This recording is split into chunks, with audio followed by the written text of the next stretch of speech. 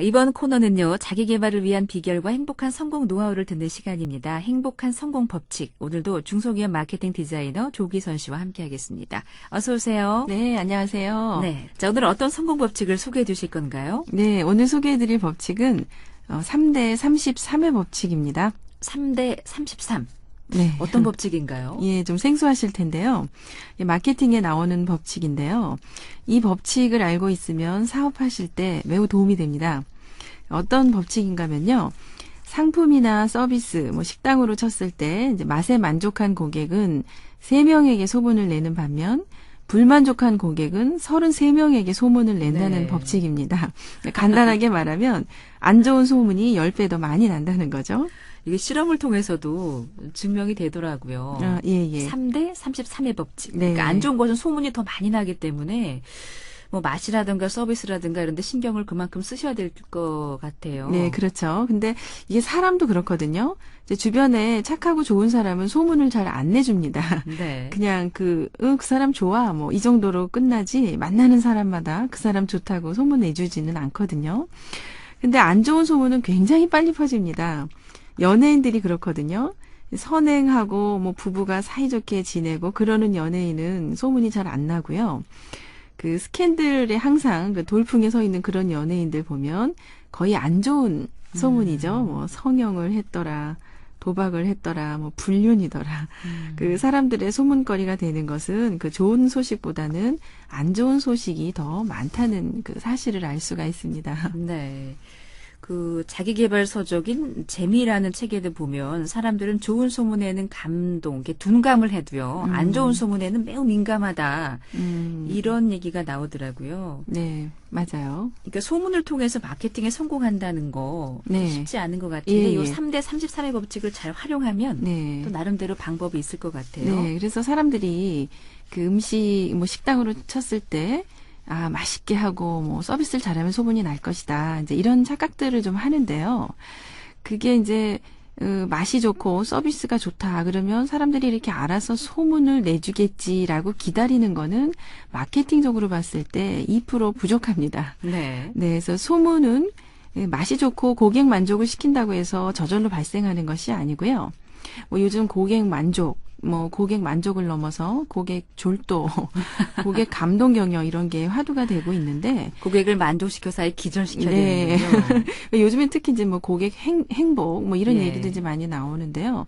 고객을 감동시킨다는 게 쉽지가 않습니다.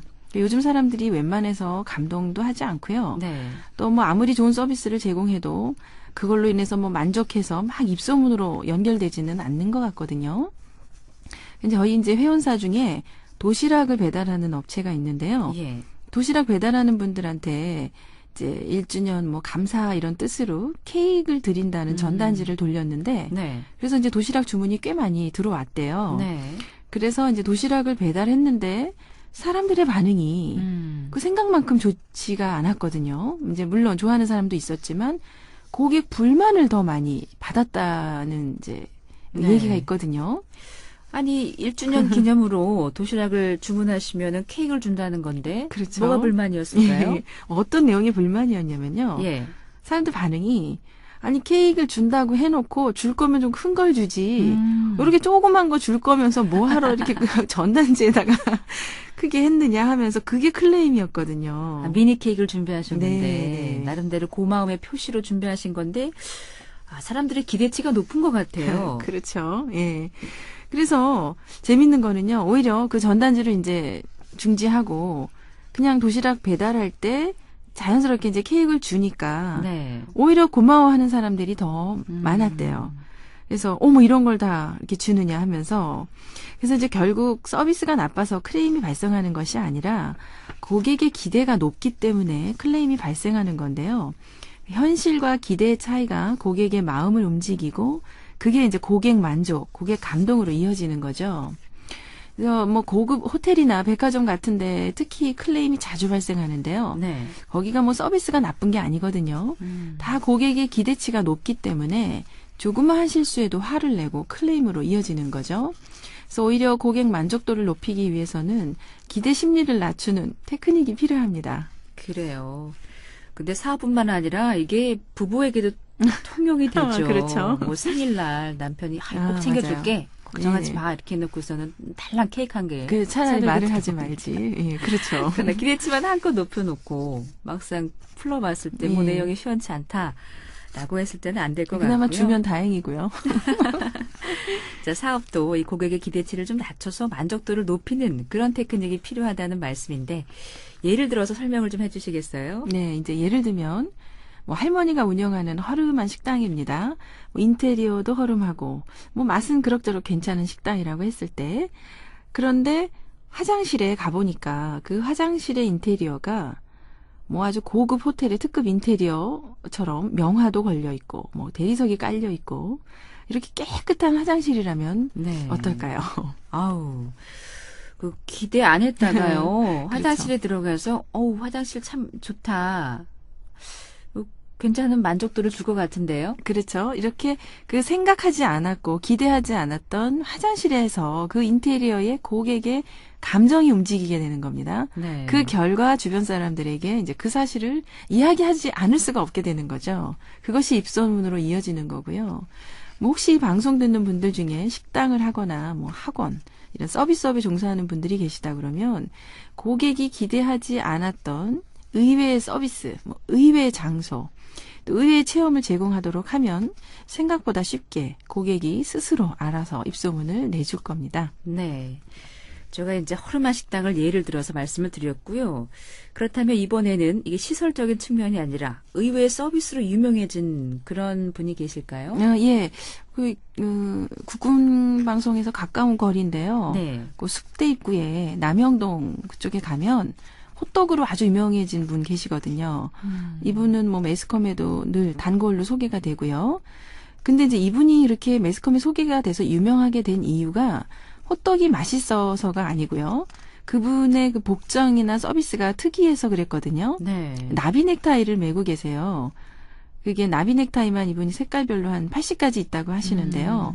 그리고 양복을 입고 또 흰 장갑을 끼고요. 어허. 그리고 이제 흰 장갑 위엔 또 위생 비닐 장갑을 끼고 늘 호떡을 굽고 계시거든요. 더우실 텐데 여름에는. 예, 한여름에도 뭐 땀 뻘뻘 흘리면서 이제 그 차림을 하고 계시고요. 예. 또 포장마차인데 500원짜리 호떡 하나를 사도 카드 결제가 됩니다. 아하. 그리고 보험까지 들어 있어서요. 뭐 음식 호떡을 먹고 혹시 잘못됐을 경우 최고 1억까지 보장이 되고요. 그러는데 재밌는 사실은 이분의 성공 사례를 보고 전국에서 많은 분들이 이 가맹점을 내달라고 찾아온다고 하거든요. 예. 그래서 가맹점을 내주면서 꼭 복장은 이렇게 해야 된다. 나비 넥타이를 메고 양복을 입어라. 이런 식으로 이제 얘기를 하는데요. 예. 다들 그러겠다고 하고 막상 이제 나중에 방문을 해보면 그 복장을 그대로 입고 있는 분들은 거의 없고요. 하나같이 그냥 편한 복장으로 바꿔 입고 있다는 거죠. 그래서 처음엔 예. 다들 그렇게 복장을 따라하지만 한 달, 두 달 지나면서 모두 포기하고요. 뭐 한여름에 사실 와이셔츠 입고 이 나비 넥타이 입고 호떡 굽는 거 이거 쉬운 건 아니거든요. 그래서 뭐 꼭 성공이란 것이 꼭 해야 하지만 남들이 못하는 일을 지속적으로 할 수 있거나 남들이 안 하는 특이한 일을 하거나 이럴 때 가능하다고 생각을 합니다. 그래요. 나름대로 이분은 호떡을 파시지만은 그래도 그 서비스라는 것을 덤으로 함께 고객들에게 주는 거 아니겠어요? 그렇죠. 이분은 나비 넥타이만 80가지. 네. 또 이런 그 모습을 보기 위해서 오시는 분도 있을 것 같고요. 그렇죠. 소비자에 대한 자기만의 서비스 정신이 있었기 때문에 가능한 일일 텐데요. 또 어떤 예가 있을까요? 아, 예. 제과점 운영하는 분이 또 계신데요. 참 15평 매장에서 어마어마하게 팔고 계십니다. 뭐 1년 매출 10억 정도 되는 제과점인데요. 네. 뭐 하루에 예를 들어서 뭐 빵 한 가지 단일 품목으로 한 300개 이상 팔고 그러는데요. 위치는 그 안산 조금 못 간 곳에 한대역이라고 있어요. 이제 예. 거기에 있는데 참 이분 마인드도 대단하십니다. 그 생일 케이크를 사는 분들에게요. 그 고객 몰래 1,000원짜리 새 돈을 이렇게 접어서 카드에 함께 넣어서 케이크 상자 안에 이렇게 넣어둔답니다. 이제 손님이 집에 가서 상자를 열어보면 카드가 나오겠죠. 그리고 카드를 열면 그 안에 이제 1,000원짜리 새 돈이 접어서 들어있고요. 그러면서 거기 문구는 오늘처럼 늘 대박 나세요. 라는 문구를 이제 카드에 함께 적어 놓죠. 그러면 이제 고객들 반응이 굉장히 좋다고 합니다. 뭐 네. 일부러 찾아와서 감동했다, 너무 재밌었다, 뭐 이런 그런 반응들이 있고요. 그러면서 이제 그것이 결과적으로 매출과 연결되고 또 소개로 이어지고 뭐 그랬다는 거죠. 그래서 뭐 맛만 좋고 또 서비스만 좋으면 되겠지. 그러면 알아서 소비자들이 뭐 소문을 내주겠지. 이렇게 생각하는 분들에게 오늘 그 사람들이 즐겁게 입소문을 낼 수 있고 또 스스로 이렇게 화제거리를 낼 수 있는 이런 아이디어가 되는 그런 좀 시간이 되었으면 좋겠다고 생각을 합니다. 네, 그래요. 성공이라는 것이 남들하고 똑같이 했을 때는 좀 쟁취하기 어려운 것 같아요. 그렇죠. 예, 나름대로 차별화 시켜야 되겠고, 그 차별화가 또 고객 만족, 고객 감동, 네. 고객 졸도라고 하셨죠. 기절시킬 정도로 행복한 서비스를 제공한다면 성공하실 거라는 생각이 들고요. 오늘은 스스로 아이디어를 내서 이 입소문을 내기도 하게 해야 되겠고요. 더 나쁜 것은 이 나쁜 소문은 또 10배 이상 더 퍼진다는 거. 그런 점을 감안하시면은 사업에 성공하실 것 같습니다. 오늘 말씀 잘 들었어요. 네, 감사합니다. 행복한 성공 법칙 중소기업 마케팅 디자이너 조기선 씨와 함께했습니다.